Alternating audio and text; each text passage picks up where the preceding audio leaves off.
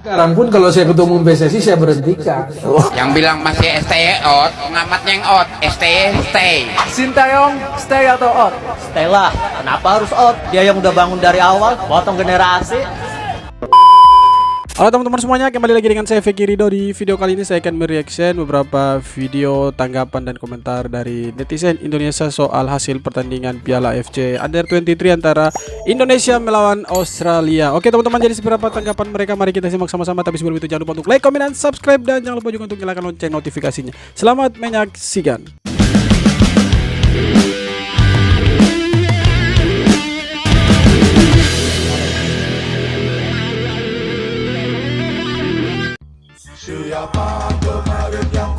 Oh, siapa ini? Kita susah lolos 16 besar. Kerjanya keluar-keluar, guru pelatihnya Oh, Towel. Sampai dibuatkan lagu sama netizen. Oke, ini kedudukan grup A setakat ini. VAR di tempat pertama, mengalahkan Indonesia dengan Jordan. So ramai yang suruh aku komen juga pasal game VAR versus Jordan ni. So jom aku borak sikit lah pasal game ni. Okey, dekat separuh masa pertama Qatar yang skor dulu, dan aku boleh kata gol tu sangat-sangat cantik. The build up, tiki taka football lah, memang cantik gila. Walaupun hujung-hujung tu mungkin dia nak cross bola tu, tapi masuk gawang jadilah gol. Okey, so Qatar leading dulu, lepas tu Jordan dapat penalti 1-1 dan game sepatutnya sudah pun tamat. Okey, masa dah lebih dah pun. Tapi referee bagi lagi dan Qatar berjaya mendapat free kick. Okey, apa yang kontroversinya dekat sini adalah sewaktu free kick itu berlaku foul. Ini dan kemenangan Qatar lawan Jordania ni kontroversi juga. Nampak foul tu depan mata. Nampak tapi tak tiup whistle. Dia tak tiup whistle. Dia membiarkan saja. Jadi free kick pun terjadi dan gol pun terjadi. Okey.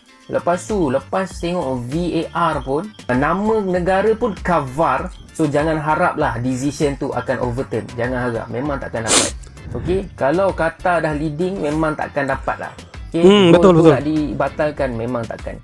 Alright, so Jordan terpaksa berpuas hati dengan keputusan ini. Dia orang memang bengang, dia orang memang marah, coach semua marah. Alright, so Qatar dah pun layak ke pusingan kalah mati. Yang lain masih lagi belum. Indonesia kalau tak silap aku perlu sekurang-kurangnya seri untuk layak. Kita tengok macam mana guys. By the way, kalau suka konten-konten macam ni, jangan lupa tekan butang follow. Jadi nasib si Jordania ini hampir mirip sama Indonesia ini. Karena kalau tidak dibantu sama wasit, ya si Qatar ini atau VAR ini ya bukan apa-apa sebenarnya. Karena kualitas mereka ini ya kita bisa lihat jauh di bawah Jordania dan Indonesia, karena dibantu wasit saja. Jadi mereka ini bisa menang. Media Vietnam heboh sendiri ketika melihat timnas Indonesia kalahkan Australia. Jadi memang hasil menang 1-0 dari Australia ini sangat mengejutkan cuy. Secara timnas Indonesia adalah tim debutan, baru kali ini juga ikut Piala Asia sepanjang sejarah Piala Asia U23 diadakan. Timnas Indonesia U23 juga dikategorikan tim underdog dan tim dengan usia paling muda. Makanya media Vietnam yang bernama Dantri seolah nggak percaya ngelihat timnas Indonesia bisa mengalahkan tim dari negara yang pernah juara 3 di Piala Asia U23 2020 dan finish di posisi keempat di Piala Asia U23 2022. Apalagi setelah ngelihat kekalahan 2-0 dari Qatar kemarin. Banyak media Vietnam yang bilang timnas Indonesia terseok-seok di Piala Asia U23. Makanya sekarang gue jawab, yang kemarin nggak usah dihitung cuy. Karena kemarin timnas Indonesia bertanding melawan panitia. Wajar kalau Indonesia kalah karena wasitnya juga berpihak ke tuan rumah kan. Tapi tadi malam kalau kita melihat perjalanan Indonesia ini ya agak berat. Tapi kalau dari pertandingan pertama memang kita dicurangi. Wasit itu memang berat sebelah ke Qatar. Tapi kita bisa melihat di pertandingan kedua Indonesia itu berhasil mengalahkan Australia. Nah, kita berharap di pertandingan ketiga besok Indonesia bisa menang lawan Yordania dan setidaknya imbang lah supaya mengamankan langkah Indonesia untuk masuk ke putaran berikutnya di 16 besar. Kemampuan fisiknya jelek. Oke. Komentar Towel. Tapi datanya mana? Jelang pertandingan Indonesia lawan Australia, pembukaan Piala Asia U23 nanti malam ya, sebentar lagi. Makin panas nih. seseorang yang udah jadi public enemy, selalu mengkritik Sintayong. Public enemy. Nah, yang terbaru sih dia itu mengklarifikasi apa yang terjadi ketika live reaction Bung Kacamata itu dengan Mamat Al-Katiri mengenai stamina pemain timnas. Dan satu hal yang dia bilang di situ, kalau memang pemain era Sintayong itu stamina fisiknya lebih kuat, lebih bagus daripada pelatih yang melatih timnas era sebelumnya, datanya mana, katanya gitu. Datanya mana gitu. Oi Bung, yang kau tanya itu hal yang nggak perlu loh. Aduh. Orang pun udah tahu itu. Sampai Mamat Al-Katiri bilang, kayak kita nggak pernah nonton Liga 1 aja. Tahu nggak Bung, biar ku ajari ya. Zaman pelatih dulu, ku sebut aja pelatihnya, oke, ku sebut aja. Termasuk Luis Milla, siapa lagi? Benny Dolo, termasuk Rahmat Darmawan, Jackson Tiago, Aji Santoso, Neil Maizar. Itu semuanya pemain waktu udah menit 80 timnas, 70-80 timnas, itu pura-pura cedera di lapangan. Pura-pura cedera supaya apa? Supaya bisa ambil napas, stamina-nya habis. Itu setiap pertandingan kayak gitu. Itu datanya mana?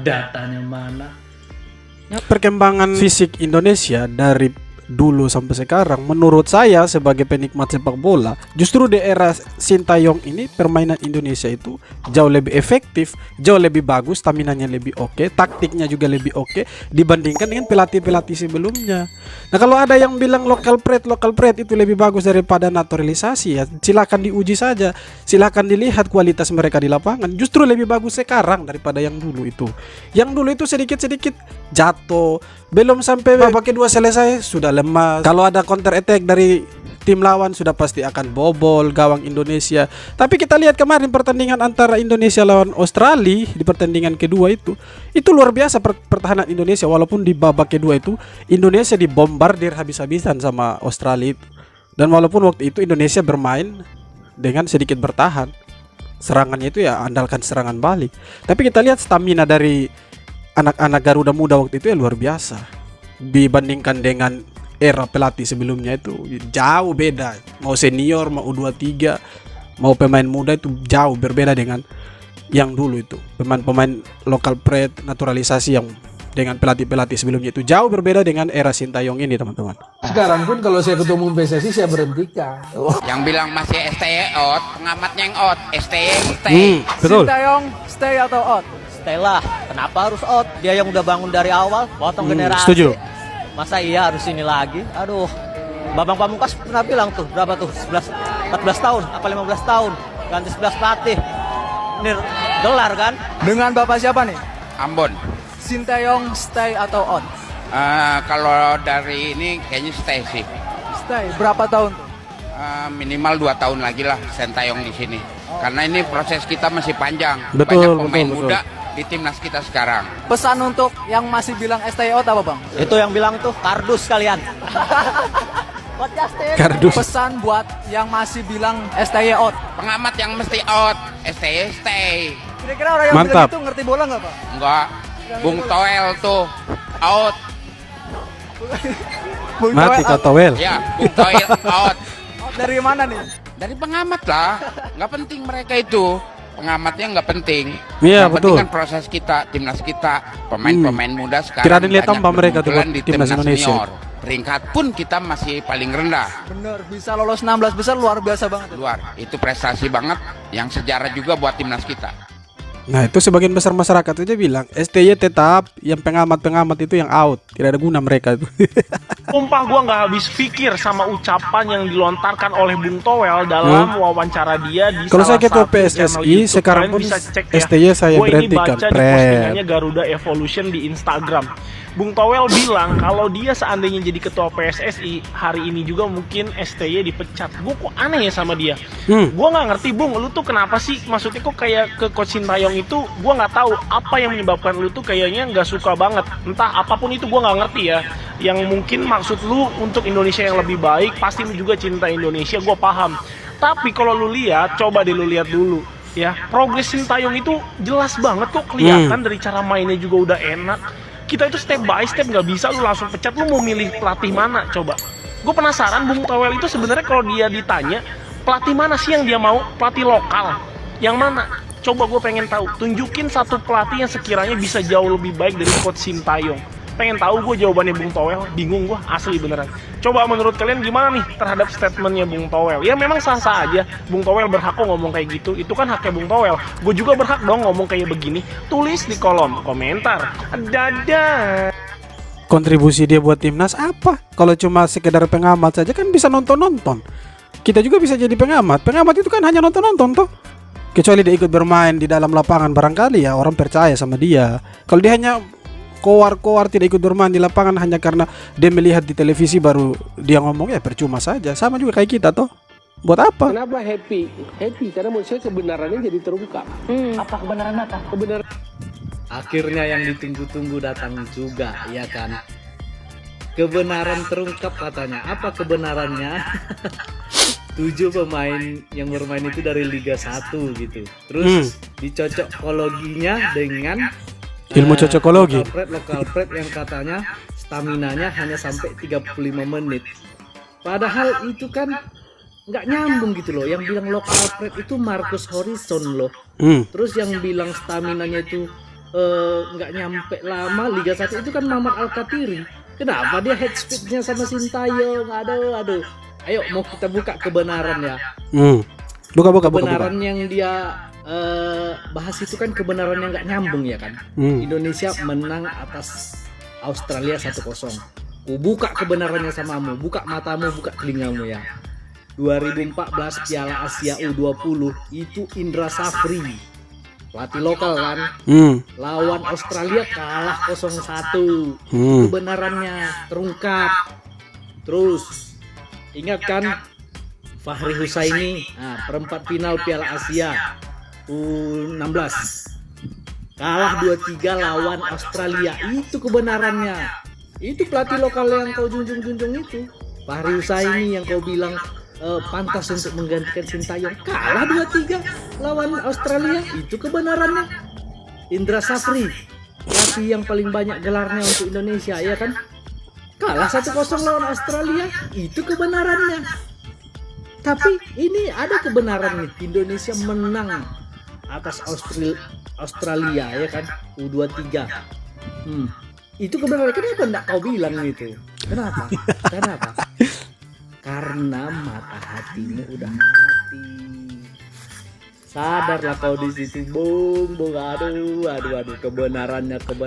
Hanya di era Sintayong Indonesia bisa kalahkan Australia. Di era-era sebelumnya, pelatih-pelatih sebelumnya itu pasti selalu kalah. Parah banget, Jordania seharusnya tidak kejebolan di menit akhir. Walaupun kemenangan Qatar ini menguntungkan Indonesia, tapi ini parah banget bro, nggak bisa dibenarkan juga. Sebelum gol kedua Qatar terjadi, ada pemain Jordania ditarik oleh pemain Qatar. Itu fix banget pelanggaran, padahal udah dicek VAR.